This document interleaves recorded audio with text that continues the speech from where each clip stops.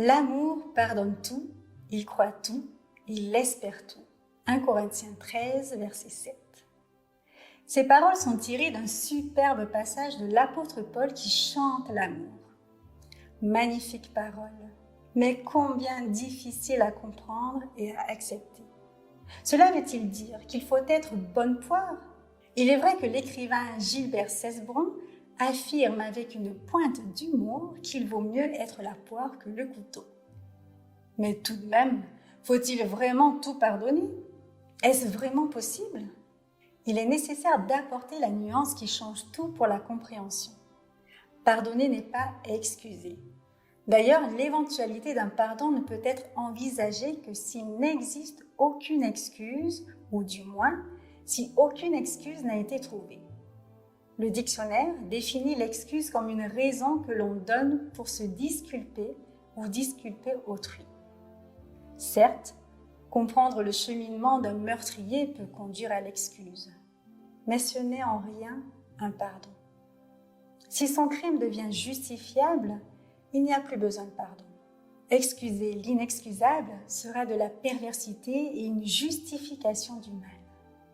En revanche, nous pouvons pardonner l'impardonnable par amour du bien et par désir de nous faire du bien.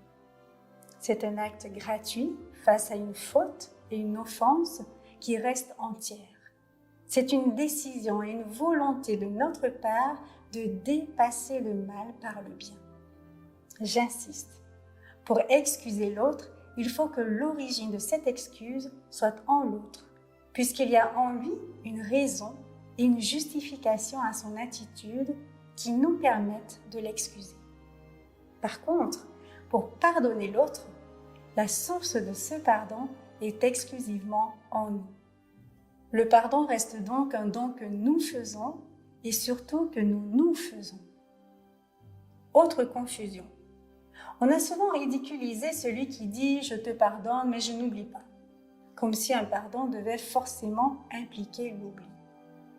Mais il y a un problème. Le souvenir n'est pas maîtrisable. Le pardon ne peut être un lavage de cerveau. Non seulement l'oubli est impossible, mais il n'est même pas souhaitable. Étouffer sa mémoire mène à des situations dramatiques dont les conséquences peuvent empoisonner une vie entière. Ceux qui prétendent avoir oublié sont réduits au silence ou alors ils font semblant. Le pardon, ce n'est pas faire comme si ça n'avait pas existé. Ce serait un faux pardon et donc une fausse libération. Jamais je ne pardonnerai à l'automobiliste fautif qui a provoqué la mort de mon enfant, dit une mère. En réalité, elle dit cela parce qu'elle refuse d'oublier ce qui s'est passé. Sans cela, elle aurait l'impression de trahir la mémoire de son enfant. Or, le pardon est justement le contraire de l'oubli.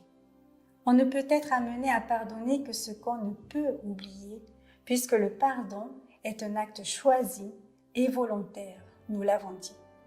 Il est même bon de garder la mémoire d'un mal dont on est sorti. C'est assimiler, apprivoiser le mal et l'offense subie. Le souvenir de ce mal surmonté peut se trouver ainsi au cœur de mon sentiment de libération. 2 pensées. Le pardon, c'est l'entrée de l'amour et peut-être d'une forme d'éternité dans le temps. Le pardon ne modifie pas le passé, mais lui donne un autre sens. Jean Dormesson. Le pardon est plus un acte qui invente un avenir qu'un acte qui efface le passé. Ouzio.